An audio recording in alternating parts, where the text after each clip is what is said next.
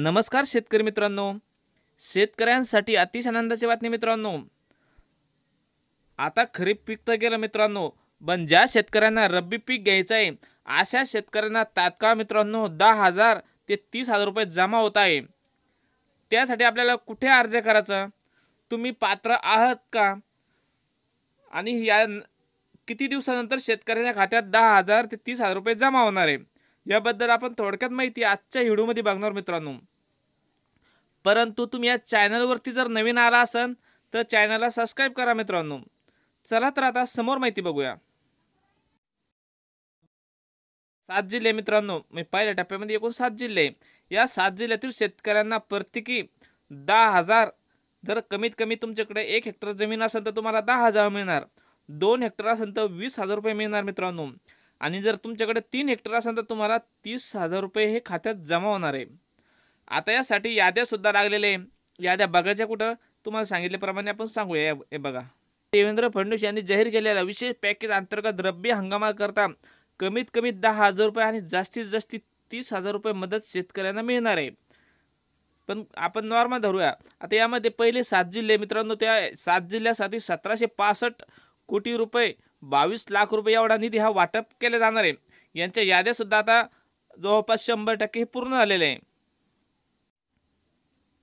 हे बघा, जुलै सप्टेंबर 2025 या कालावधीमध्ये मित्रांनो पुणे, नाशिक, अमरावती भागातील विविध जिल्ह्यामध्ये अतिवृष्टी पुरामुळे जवळपास भरपूर शेतकऱ्याचे नुकसान झाले होते, यांना आता मदत मिळणार आहे मित्रांनो। सर्वात अगोदर आपण एक जिल्हा बघूया, सातारा जिल्हा मित्रांनो। सातारा जिल्ह्यातील जवळपास 100% हे ऑनलाईनचे काम पूर्ण झालेले आहे, म्हणजे यांच्या याद्या बनवणं। आता येथील शेतकऱ्यांना जवळपास 10,000 ते 30,000 रुपये आपल्या जमिनीनुसार मिळते। त्यानंतर आहे नाशिक जिल्हा मित्रांनो, आणखीन समोर बघूया। हे बघा, नंतर आहे धुळे, जळगाव, अमरावती, अहिल्यानगर, या 7 जिल्ह्यातील शेतकऱ्यांना जवळपास 100% याद्या यांच्या प्रसिद्ध झालेल्या आहे। यांच्या याद्या आता जिल्हाधिकारी संकेतस्थळावर प्रसिद्ध सुद्धा करण्यात आलेले मित्रांनो। आता ही मदत कशी, जवळपास आपल्याला माहिती आहे 10,000 रुपये प्रति हेक्टर आहे। आता ही मदत आहे 3 हेक्टर पर्यंत, म्हणजे तुमच्याकडे जर 10 हेक्टर जमीन असली तरी तुम्हाला 3 हेक्टरचे फक्त 30,000 रुपयेच मिळणार मित्रांनो। म्हणजे जास्तीत जास्त 30,000 रुपये आणि कमीत कमी तुम्हाला तुमच्या जमिनीनुसार मिळणार आहे। उद्देश काय आहे, रब्बी हंगामात बियाणे आणि इतर लागवडी खर्चासाठी निधी हा वापरला जाणार आहे। म्हणजे तुम्हाला एक विशिष्ट स्वरूपात हा निधी मिळणार आहे। त्याचा नियम समजा, एका हंगामात एकाच वेळी मदत करण्याचे हे निधी असणार मित्रांनो, म्हणजे हा निधी तुम्हाला पुढच्या हंगामात वापरला जाणार नाही। आता आपण बघूया इथं दिलेला ई भाग, शासन निर्णय मित्रांनो, जिल्हा आणि म्हणजे कालावधी नुकसानीची आणि मजूर निधी। आता पुणे विभागामध्ये सातारा जिल्हा घेतला सुरुवातीला, ऑक्टोबर आपल्यामध्ये ऑगस्ट सप्टेंबरमध्ये अतिवृष्टी झाली होती, नुकसान झालं होतं, यासाठी जवळपास 5,80,36,36,000 रुपये मंजूर करण्यात आलेले, म्हणजे हे याद्या सुद्धा जवळपास फायनल झालेले। आपण समोरचा जिल्हा बघूया।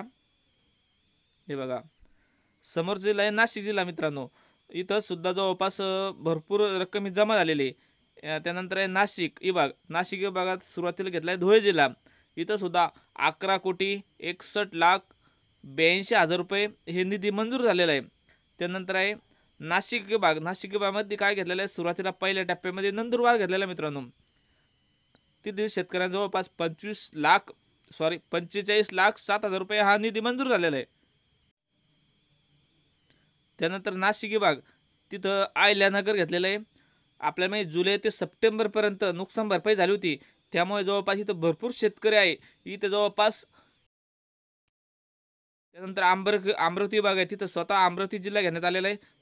आत्ता आपल्या माहिती काही दिवसापूर्वी सप्टेंबरमध्ये नुकसान झाली होती, तिथं जवळपास 547,87,87,000 रुपये हा निधी मंजूर झालेला आहे। एकूण पहिल्या टप्प्यामध्ये एकूण 7 जिल्हे मित्रांनो, आपण समोरचे जिल्हे सुद्धा बघणार आहे कोणते कोणते जिल्हे आहेत। आता पहिल्या टप्प्यासाठी 17,65,22,92,000 निधी हा वितरणास मान्यता दिलेली, म्हणजे हा निधी जवळपास शेतकऱ्यांच्या खात्यात काही दिवसातच जमा होणार आहे।